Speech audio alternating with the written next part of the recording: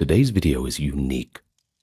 It's not about a king or a war, nor is it about a monument or a great lost city. It's not even about human beings. Today's video is about dogs, and more specifically, the role they have played at humanity's side in war. And speaking of war, place yourself in a battlefield now, amid the clashing armies at Pelusium in 525 BCE, where terrified Egyptian archers have suddenly lowered their bows. Before them, the Persian invaders have unleashed a living shield of animals, dozens of dogs and cats driven forward toward the Egyptian lines. The Egyptians, who revere these creatures, hesitate to fire. So seizing the moment, Cambyses II's troops surge and rout the defenders. This is the first recorded instance of psychological warfare using animals. Dogs marching quite literally at the front of battle, proving that man's best friend can also become a startling secret weapon. And that's just one snapshot from the long and fascinating global history of war dogs, from the war hounds of the ancient kingdoms, all the way to the trench dogs of World War I. Dogs have been at our side in combat for millennia, whether they've served as guards, messengers, trackers, mascots, or even as front-line attackers. And so today we'll talk about it. But we are going to stop at the world wars. We're not going to talk about dogs in modern policing contexts and all that sort of thing. We have to have some kind of limit. So, let's spend the next hour together. Perhaps you'd like to bring your dog along to listen. Who knows? In any case, I'd like to welcome you to the channel if you are new. Hello there.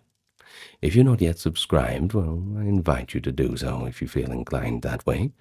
And I will remind you, too, that this channel is 100% ad-free. You won't get any interruptions because we hate the ads as much as you do.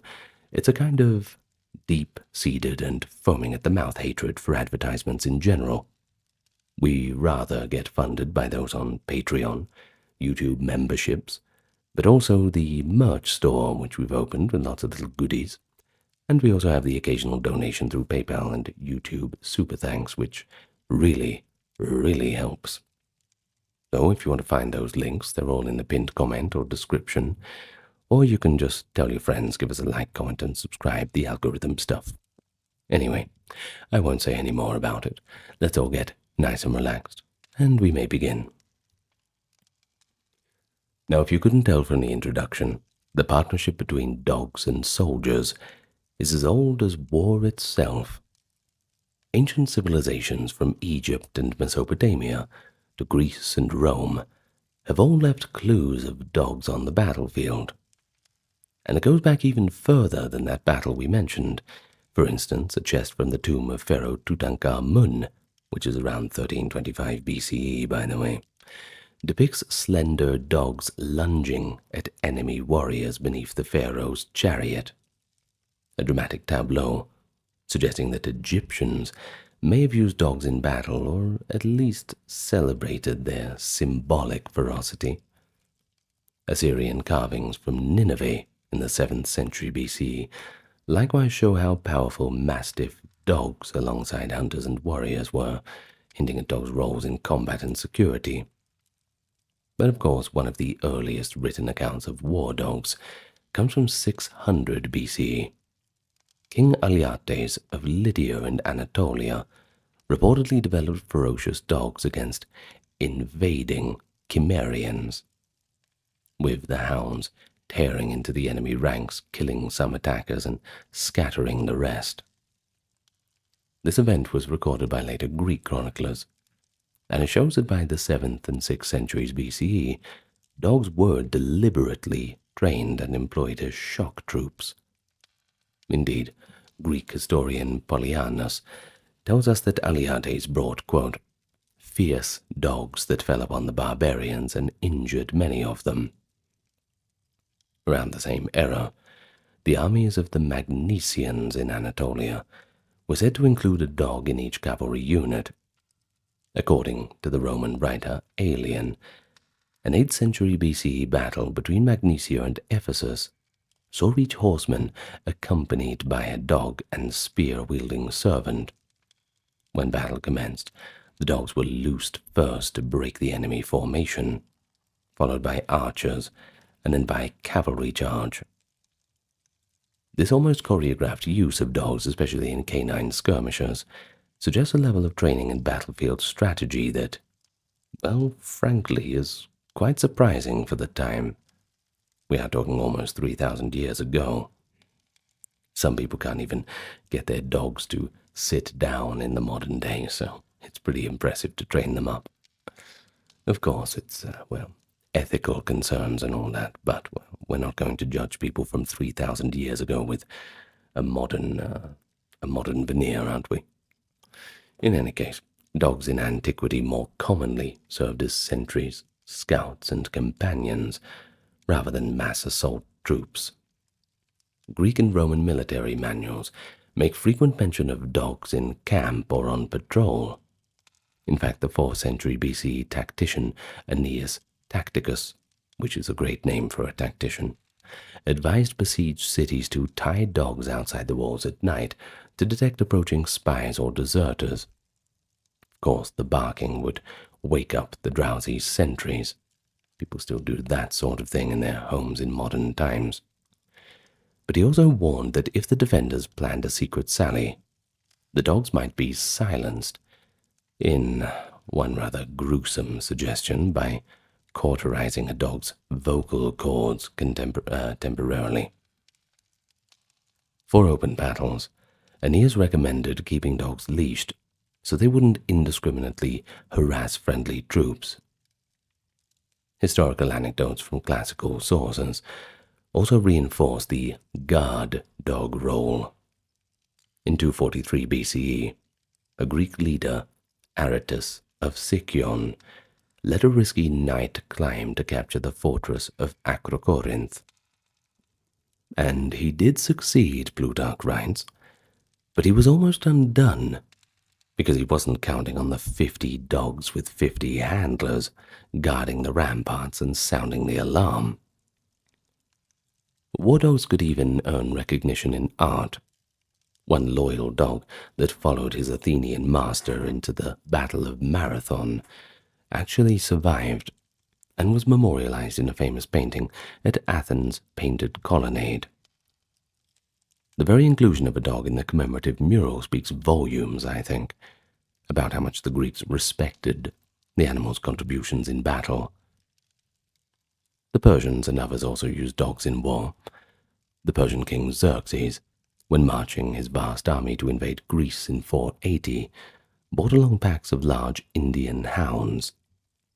Herodotus notes these dogs accompanying Xerxes' forces, though their exact purpose is unrecorded.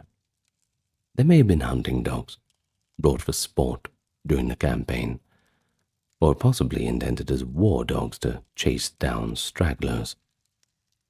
A century earlier, in 525, as we saw in the introduction, Cambyses II exploited animals at Pelusium by herding sacred animals, dogs included, in front of his troops. Whether out of tactical insight or cruel humor, Cambyses turned the Egyptians' love of those animals into a weapon. And then there was Roman armies too. They inherited many of these practices.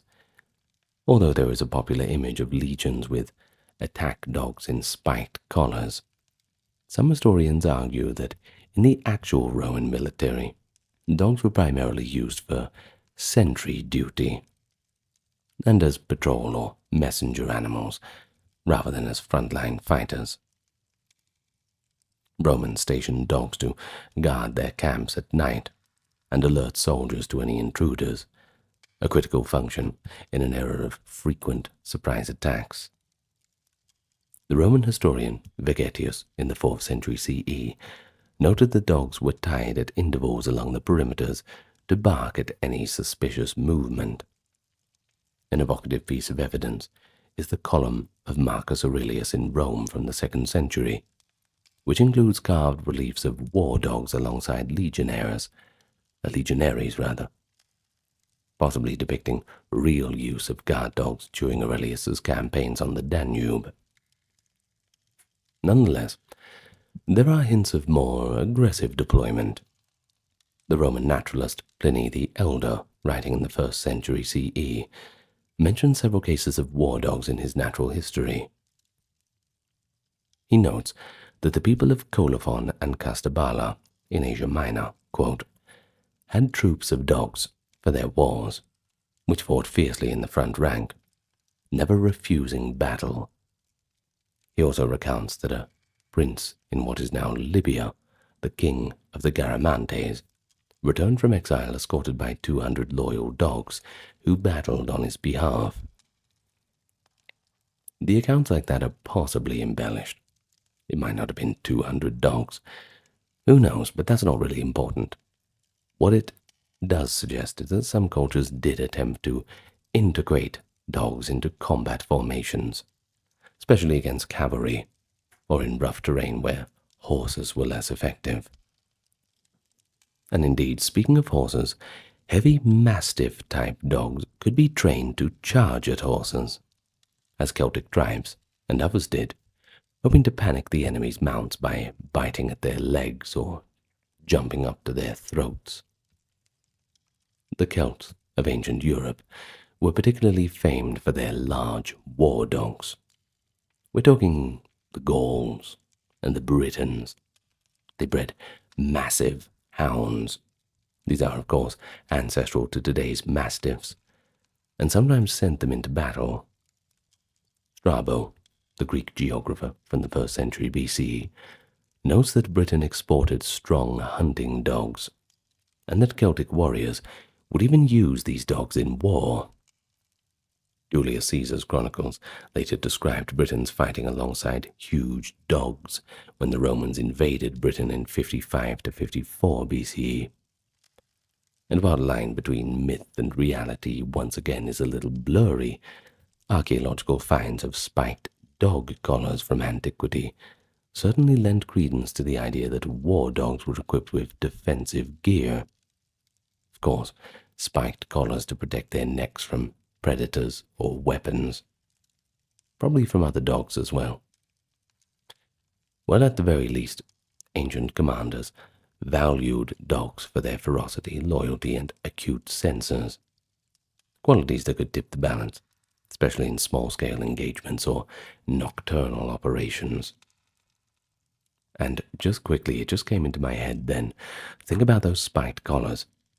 If a dog is biting you, the first thing you're going to do is try and grab the dog by the neck and shake it off.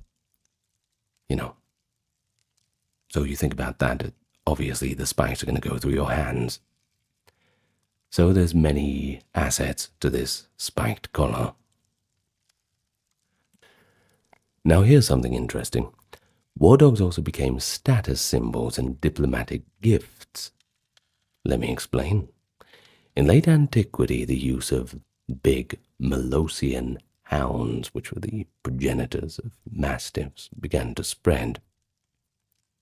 The Alans, a nomadic steppe people, introduced the famous Alount breed to Europe, a giant, aggressive dog, used in war and hunting. By the time of Attila the Hun in the 5th century, we hear of huge Molossian dogs in his campaigns. There's even one colorful legend that claims Attila sent packs of war dogs ahead of his armies to sow terror. Now, whether that's fact or not, it's the idea that reflects how closely dogs were associated with the Huns' ferocity. In the Middle East and Asia, war dog traditions likewise took root, and it's said that in ancient India and Persia, large dogs were trained to fight alongside the soldiers, whether that be in arena contests or otherwise. Pliny even records an episode in which Alexander the Great received a gift of an enormous war dog from an Indian king. Alexander actually tested the dog's mettle against a lion and an elephant to see its combat prowess. The dog astonishingly brought down the elephant, believe it or not, which of course deeply impressed Alexander, exemplifying the almost mythic esteem accorded to powerful canines. Yet for all these stories, it is important to remember that organized units of war dogs, as a part of regular armies, were actually pretty rare. More often, dogs were an ad hoc addition, a nice thing to have, but it's not like they'd be calling off the campaigns if they couldn't get any dogs. They were valued by individual warriors, or used in very specific circumstances rather than universally deployed. Ancient writers delighted in recounting canine heroics or horrors, but they sometimes exaggerated for a bit of effect. As for the modern scholars, well, they caution that many ancient war dog tales are anecdotal, which is a fancy word for completely made up. No classical army maintained a permanent canine corps, but dogs were certainly caught up in the midst of conflicts occasionally. There's no doubt about that. Even so, the wealth of references from Herodotus to Xenophon, Strabo, Pliny, just to name a few, it shows that war dogs had secured a firm place in the cultural memory of warfare by the end of the classical era. And so before we move on, consider one ancient tale that transcends war and touches on the timeless bond between the soldier and the dog. Pliny the Elder recounts how after a battle, a dog refused to leave the side of his fallen master. The loyal hound guarded the corpse, snarled at any predator or bird that approached, and when the man's body was finally burned on the funeral pyre, the dog leapt into the flames to die with his master. Another dog, belonging to a slain Greek named Jason, starved itself on its master's grave. It's all a little bit sad, but it certainly sounds like a loyal dog story. These anecdotes, set amid chapters on war and nature, it reminds us that beyond their utility, dogs inspired deep devotion in the ancient world, a devotion that was often reciprocal. Man's best friend, indeed. So let's move on from antiquity, the classical age, and we'll enter the Middle Ages, where the continuous large scale of war dogs remains sporadic. Of course, there was no medieval war dog unit drilling under a lord's command. However, dogs still found themselves in the thick of conflicts across Europe, Asia, and Africa, and sometimes in rather surprising ways. During the Migration Era, the 5th to 6th century CE, barbarian tribes and emerging kingdoms employed dogs both practically and symbolically. The Irish Celts famously bred the Irish wolfhound, a giant dog initially used to hunt wolves and elk. By the 12th century, these wolfhounds were also turned against human foes. When the Anglo-Normans invaded Ireland, Irish warriors reportedly unleashed trained wolfhounds against the Norman cavalry, a terrifying sight as huge shaggy dogs tore at horses and unseated knights. While such clashes are recorded in Irish annals and later folklore, we have to imagine them as relatively rare, dramatic tactics rather than the general rule. Nevertheless, the reputation of the Irish war dogs grew so great that monarchs began to trade them as gifts. English kings, for example, praised the Irish hounds.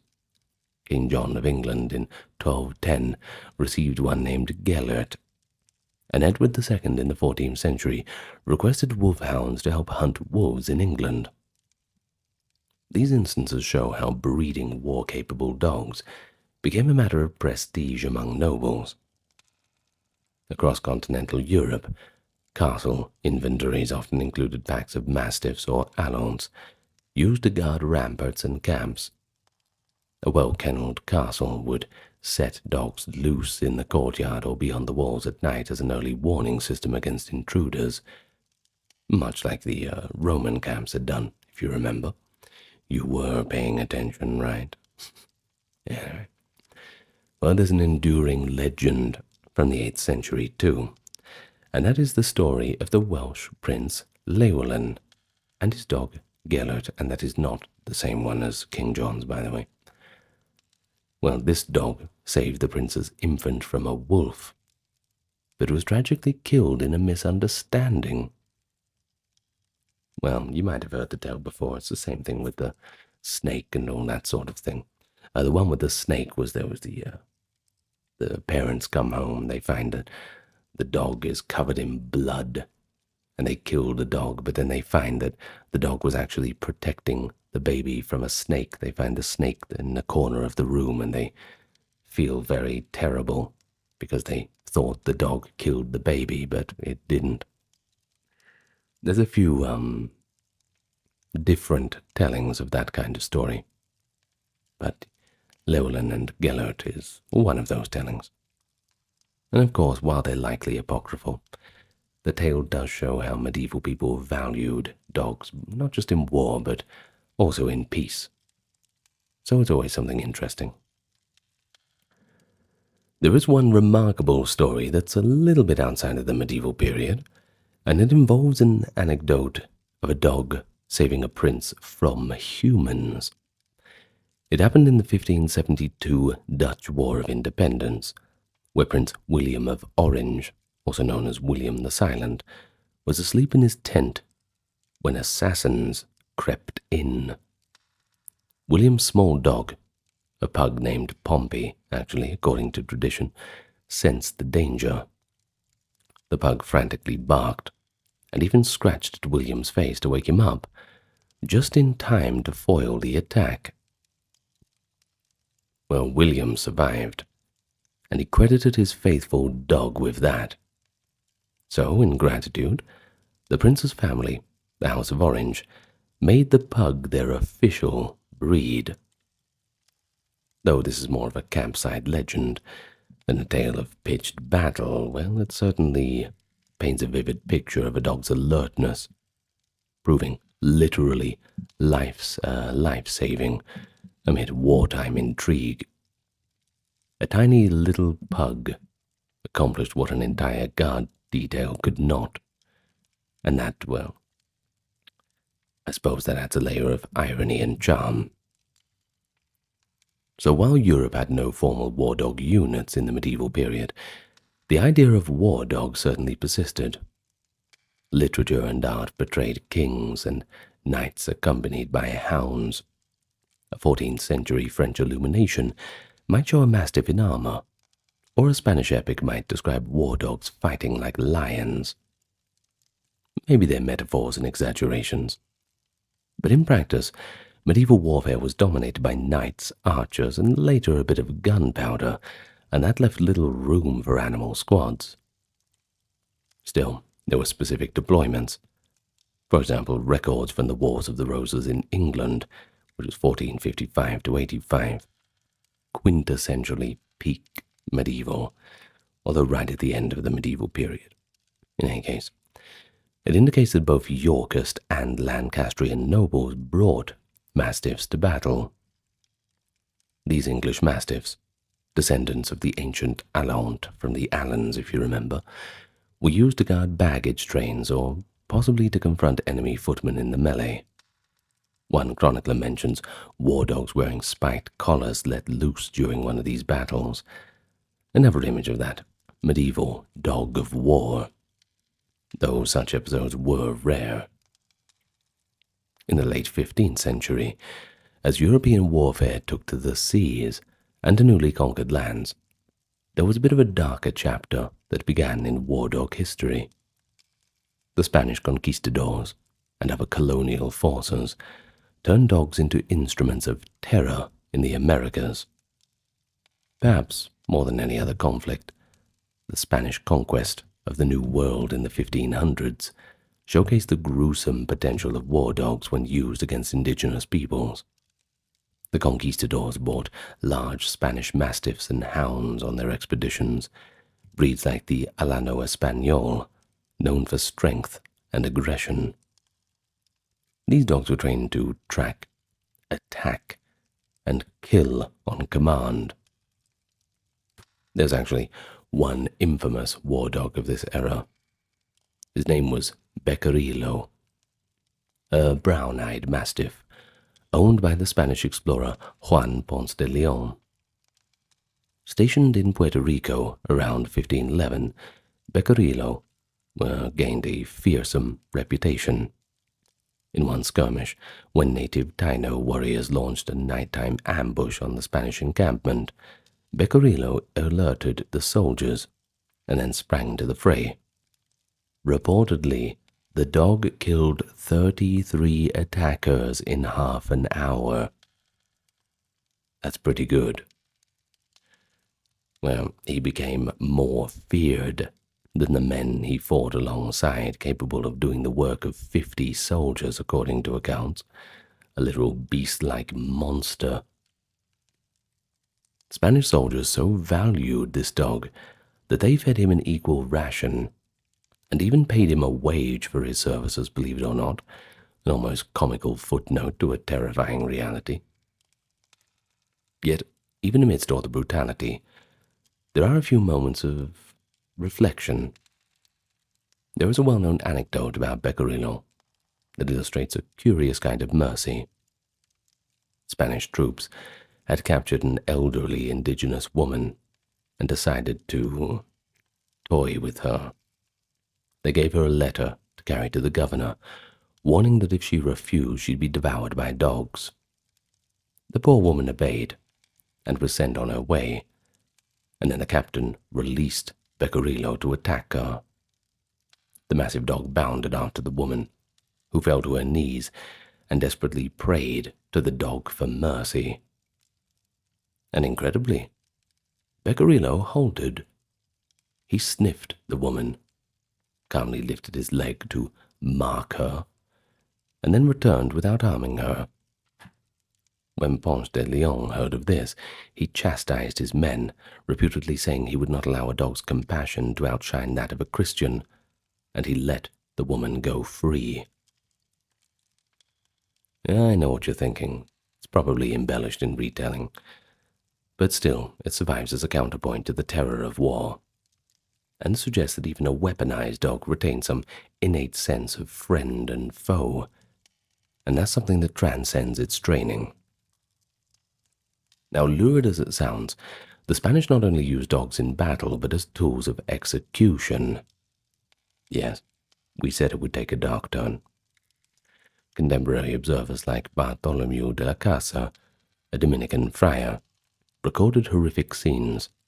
Spaniards unleashing hungry dogs to literally tear apart indigenous captives as a form of punishment and intimidation. La Casa, writing in 1542, described how war dogs were kept starved to maintain an appetite for human flesh, and then set loose on the chained natives, tearing them to pieces in moments. He was an eyewitness and critic of these atrocities, and although he may have exaggerated for polemical effect, there is no doubt that the dogs of war in the New World certainly earned their dreadful reputation.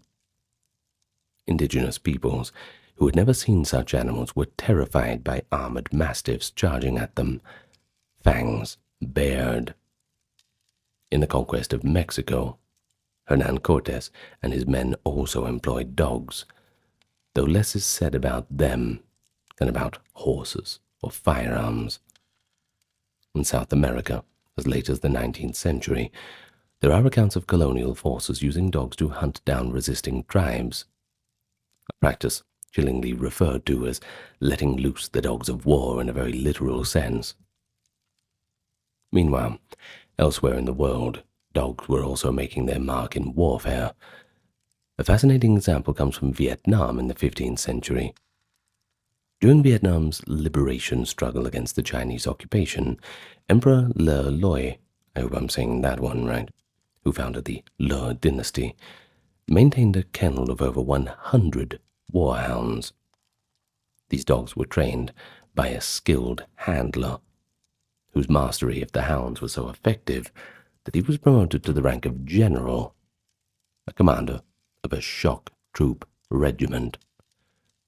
This man's name was Nguyen Shi. Vietnamese sources celebrate how his dogs helped rout enemy soldiers in surprise attacks. And it appears that the dogs were used to charge and break up opposing formations, much as the Celts had done centuries before, and is quite notable because it's relatively well documented in Asian history, and shows that the concept of war dogs was not limited to the West. Though you can certainly imagine the confusion of the opposing forces encountering a snarling pack of war dogs amid the bamboo jungles, directed by an expert trainer turned general. The prestige Le Loi accorded to his dog handler, elevating him to high command. Well, that just shows how successful, or at least impressive, this war dog unit must have been. In Africa, too, war dogs had their own presence. Ancient kingdoms like Carthage used dogs to guard their mercenary camps, and the kingdom of Baganda, or Uganda in modern reckoning, is cited as having used dogs in warfare too. North African desert traders sometimes used armored dogs to defend caravans from bandits.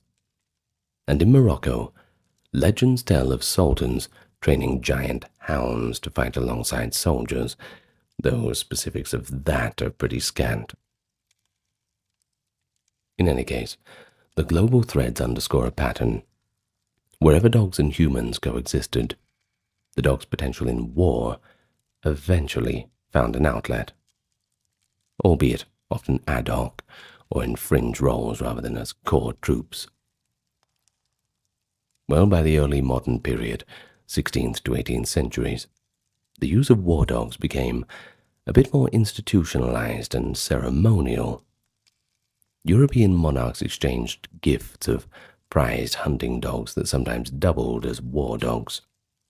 For example, in 1525, King Henry VIII of England sent 400 English mastiffs to his ally, Emperor Charles V, to assist in Spain's wars against France. Now this astonishing gift, 400 dogs shipped to the continent, shows how highly these animals were valued for military purposes. Those mastiffs likely served in Spain's infantry camps or on the battlefield, perhaps to counter French light cavalry. Not long after, Henry's daughter Queen Elizabeth I found a domestic use for war dogs. During the crushing of the Irish Desmond rebellions in 1580s, English forces reportedly unleashed 800 mastiffs to hunt down insurgents. While the image of pack dogs coursing through the Irish forests after rebel fighters is certainly a haunting prospect, almost an Elizabethan echo of the conquistadors' tactics. Royal kennels in this era also took on a quasi-military importance. The rulers of Europe bred mastiffs, wolfhounds, and Great Danes, and other large breeds, selectively enhancing traits like size, strength, and aggression. These dogs were often outfitted in chainmail or leather armor with spiked collars for battle, as various illustrations from the 16th and 17th centuries do attest. However, as gunpowder weapons became more dominant, sending dogs to charge musketeers or pikemen, well, it all became just less practical. A volley of gunfire could easily stop a pack of charging dogs after all. Thus, by the 1700s, the emphasis shifted. War dogs were used less as shock troops, and more as sentries, messengers, and guards. Roles where their keen senses and loyalty gave armies an edge, playing to the strengths, basically. A noteworthy case from the 18th century involves Frederick the Great of Prussia. Known as an innovator in all things military, Frederick in the 7 Years' War between 1756 and 1763 introduced an elaborate messenger dog service. He had dogs carry dispatches between units, relying on their speed and ability to navigate difficult terrain. The Prussian army even devised a system where medium-sized dogs would carry canisters or wear collars containing messages, and run between trenches or forts. Now this proved effective enough that other nations began to take note. It said that Frederick got the idea from ancient examples, perhaps recalling the story of a dog used to carry messages in Aeneas Tacticus's writings. And whether or not that is true, Frederick's war dogs were a forerunner of modern military canines, an organized, purposeful use of dogs with training and doctrine behind it. And then there's Napoleon Bonaparte, a keen strategist himself who also valued dogs, albeit in limited roles. During his campaign in Egypt in 1798, Napoleon posted dogs as sentries around French outposts in Alexandria to warn of local guerrilla attacks.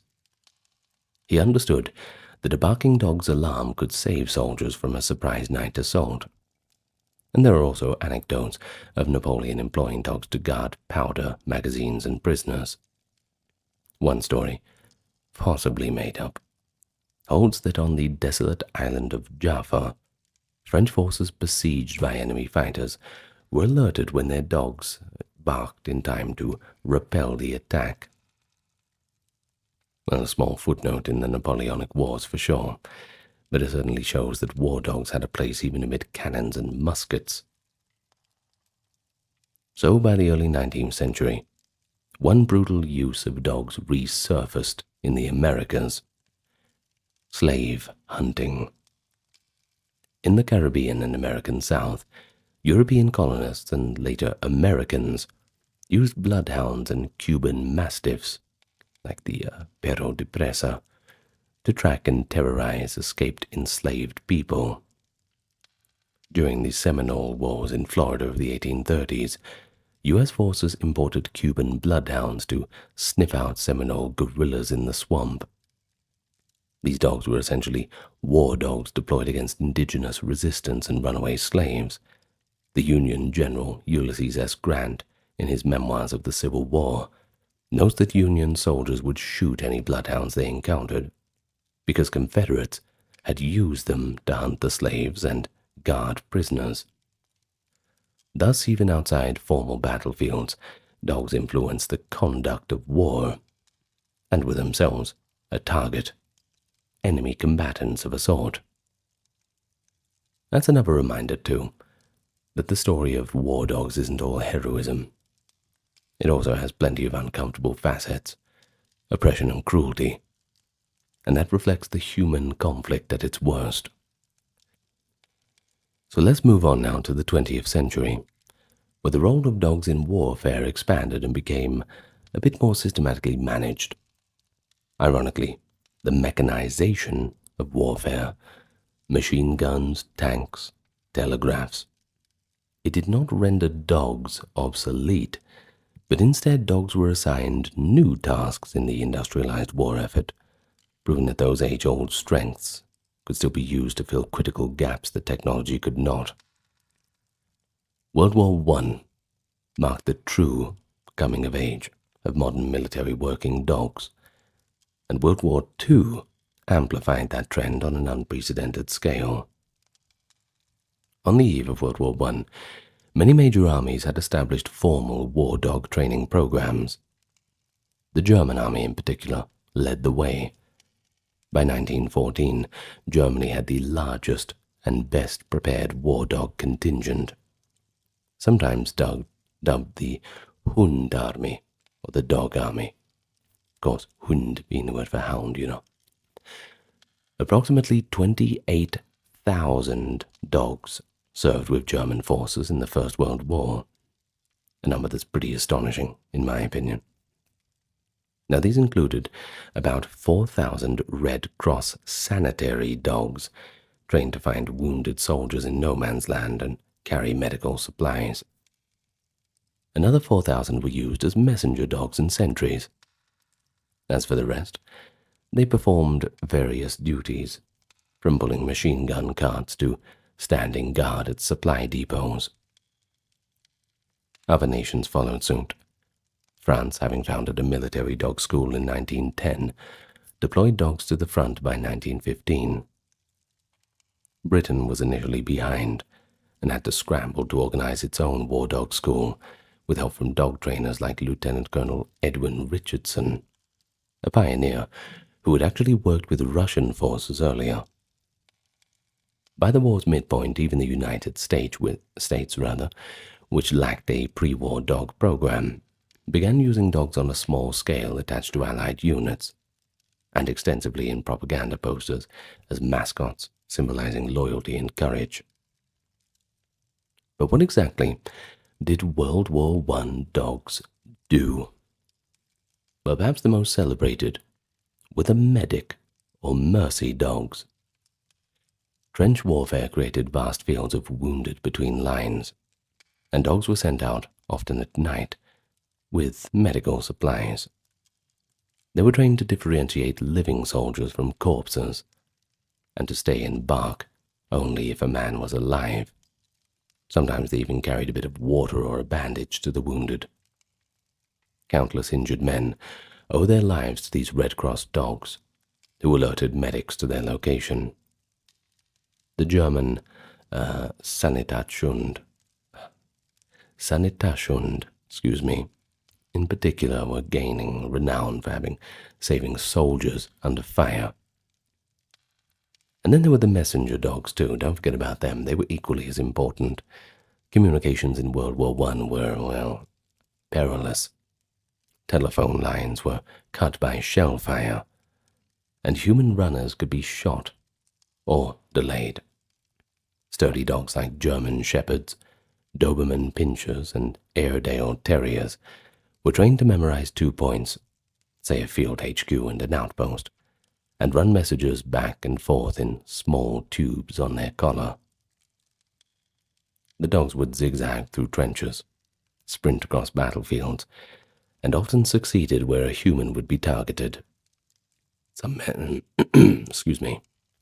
messenger dogs even carried baskets of carrier pigeons on their backs. Upon reaching the front, a pigeon would be released to fly with a written report the rest of the way. Others, called telegraph dogs, carried reels of communication wire, laying out telephone lines behind them as they ran. And amazingly, many dogs even learned to avoid entanglements and survive the gunfire and barbed wire. Their efforts kept command and control intact during those critical moments. The Western Front also saw sentry dogs guarding trenches and supply dumps. Scout dogs alerting patrols to enemy presence. Their ears could detect approach well before humans could, of course. And even ratters, terrier breeds, kept in the trenches to kill disease-carrying rats that swarmed around soldiers. Virtually every major battle saw dogs there in some capacity. The ordinary soldiers adored them too. They gave them names, shared rations, and of course relied on their instincts. Now, some war dogs even included ones that achieved legendary status. One often cited hero is Sergeant Stubby, an American dog, likely a Boston Terrier mix, who became the mascot of the 102nd Infantry. Stubby was smuggled to France by troops and went on to participate in 17 battles. He was known for warning his unit of gas attacks. He could smell mustard gas before humans. And once, he even caught a German spy by biting and holding the man until American soldiers arrived. For his exploits, he was unofficially given the rank of sergeant and became a celebrated war hero after 1918. He even visited the White House and later served as a university mascot. So while Stubby's story borders on legend, it is well documented, and it illustrates how deeply these dogs endeared themselves to the men in the trenches. British and French units had their own mascots too. Rags, a mongrel who delivered messages for the US 1st Division, or Brusco, a French liaison dog, famed for crossing battle lines multiple times under fire. But technology did not leave the dogs untouched. They even had gas masks crafted for them. Photos from World War I show dogs with bizarre-looking canine gas masks, another reminder that they face the same horrors of humans. Gas shells, machine guns, everything. There were even experiments with parachuting dogs near the war's end, which would have been quite frightening for the dogs, I assume. A few dogs were dropped from planes, with tiny parachutes for messaging missions. The practice was refined later, but the first few brave parachute dogs were already testing in the skies by 1918. By the armistice of that same year, the use of dogs in war had proven so successful that it was immediately expanded in anticipation of future conflicts.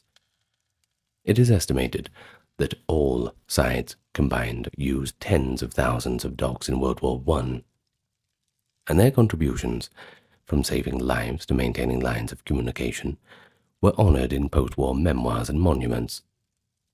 But nevertheless, the mechanized slaughter of the Great War also showed the limits of war dogs. They could not charge machine guns or survive gas without protection, and many of them perished. War had become more lethal than ever before, but it seemed for every new peril, a well-trained dog could still mitigate some risk or hardship. But then World War II would confirm that in spades. If World War I was the trial run, the Second World War was the full deployment. By one expert estimate, the number of dogs used in World War II was 10 times that of World War I. Every major military, British, German, Soviet, American, Japanese, Italian, they employed dogs, and this time in even more diverse roles than before. There was even one notorious program by the Soviets called the anti-tank dog. The Red Army, desperate to stop advancing panzers in 1941, trained dogs to run under tanks with explosives strapped to their backs, which would then detonate. In theory, these dog mines could destroy a tank, but in practice the results were mixed. Many dogs were too frightened by battlefield chaos and would run back to their handlers, which obviously had consequences. Or they would only go after familiar Soviet tanks. The stupid thing was they were actually trained on Soviet tanks like T-34s, which, well, the Germans were not using T-34s. Still, there were instances where anti-tank dogs did damage German armor, which is the purpose but still quite tragic. The Germans were sufficiently concerned that they reported the tactic and even claimed 40,000 Soviet anti-tank dogs were in use, which was a likely exaggeration. The reality was more modest and short-lived. The Soviets discontinued mass use of dog mines after 1942 due to limited success. Yet, the image of dogs being used as essentially bombers is probably one of the most haunting in war dog history. Once again, ethical questions. But let's look at a more brighter note. Believe it or not, there are brighter notes, at least in comparison. Dogs in World War II excelled in their traditional roles, and that's as messengers, scouts, sentries, and rescuers. The German Wehrmacht and the SS employed thousands of dogs on the Eastern Front and in occupied territories. Now these range from guard dogs at camps and supply depots to messengers in combat units. But also, the Nazis did weaponize dogs for atrocities. For example, at some of the camps, the SS handlers used the dogs to torment and kill prisoners of war. Another parallel of the conquistadors' cruelty. Well, the Allied forces mobilized their dogs in different ways too. Britain and the Commonwealth trained dogs to detect mines, guard airfields, and even accompany commando units. One celebrated British dog, Rip, was a stray adopted during the Blitz, who learned to sniff out survivors buried in bomb rubble. Rip helped save many lives and was awarded the Dickon Medal. That's pretty much the Victoria Cross for animals. British parachute regiments even trained paradogs to jump on missions. That is notably a collie named Rob who made over 20 parachute jumps in North Africa and Italy with SAS, helping scout and guard covert operations. Rob also earned the Dickon Medal, proving that dogs had a place even in the most modern style of war. No, it's just absolutely mad to even think of it, dogs parachuting out of planes. Well, I suppose later they sent them up to space. Oh, that poor dog, the first dog who got sent up to space. I forgot the name. Tell me in the comments. It's a Russian name. I'll remember it later. Now, in any case, the United States, initially lacking war dogs, launched the Dogs for Defense program after Pearl Harbor. Citizens donated their pet dogs to the military to be trained. Everything from farm collies to family German shepherds reported for duty. These dogs served primarily with the U.S. Marine Corps in the Pacific and the Army in Europe. In the Pacific island hopping campaigns, Marines found that dogs were invaluable for detecting Japanese ambushes in dense jungle. The official devil dogs of the Marine Corps, Doberman Pinschers, were popular, though all breeds were used, guarded camps and warned of incoming enemies. They saved countless lives by giving early warning of infiltrators. And one famous Marine war dog, Chips, a mixed breed, performed heroically in Sicily and Italy, even forcing the surrender of a hidden enemy gun crew. Chips became the most decorated American dog of World War II, actually. But there was another, called Gander, a huge Newfoundland with Canadian troops. Defended soldiers during the Battle of Hong Kong, at one point charging Japanese soldiers and sacrificing himself on a thrown grenade, posthumously receiving the Dickon Medal for his actions too. So across the vast theatres of the Second World War, dogs were at Normandy on D-Day, and in the steaming Burma jungles British Chindits used as tracker dogs. Well, in the Arctic too, Soviet sled dogs supplying the besieged Leningrad forces across frozen Lake Ladoga, and in the deserts of North Africa, where Allied dogs guarded camps against night raids. They were everywhere, and they patrolled factories and shipyards on the home fronts too, serving as search and rescue teams after bombing raids. And we must note that at the end of the war, many service dogs were mustered out and returned to civilian life. In the US, out of 549 war dogs that survived, only 4 of them were too traumatized to revert to pets. The rest went home with their handlers or owners, showing how adaptable and resilient they can really be. But as the Second World War ended in 1945, a long history of war dogs had nearly come full circle. From the fringes of the ancient battlefields to the organized platoons in modern armies. In the span of our discussion from antiquity all the way up to 1945, we've seen how dogs have really evolved from occasional shock weapons and camp guards to fully integrated military working dogs. They had proven their value, not by sheer force, but by their unique skills, their trainability, and perhaps most importantly, their loyalty. They could go where men and machine failed, into narrow tunnels over rough mountains, through dense rubble, and they could provide something that machines could not: companionship and morale for the warriors. Of course, we could go on. We could talk about the Vietnam War, we could talk about modern day, but I don't like to do modern history. So we're going to end it at 1945. In any case, if you have a good boy or a good girl at your house, dogs I'm talking about, make sure you give them a pat on the head and a little extra treat. I have a dog back at home. Her name is Lola, and she's deaf, but she's a very good girl. Most of the time. It's Lola, if you are listening. Make sure you're behaving yourself. Well, anyway, I'm going to end it there.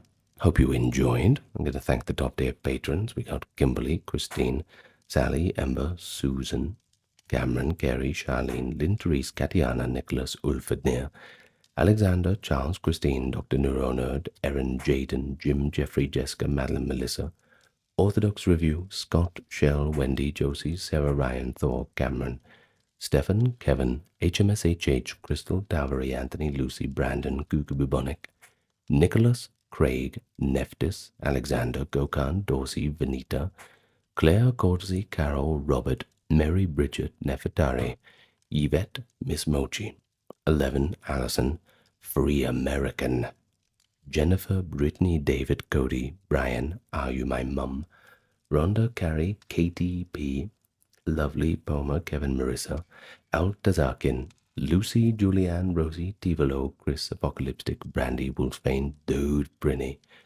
Aiden, Fabian, Michael, Agworm, Prince of Persia, River, Indian Trail, Catherine, and Alexa. Thank you very much. Hope you enjoyed the video, and as usual, like and share with all your friends and do all the things, you know. That's enough from me tonight. Good night, lots of love to you all, and I will see you in the next exciting video. Farewell for now, everyone.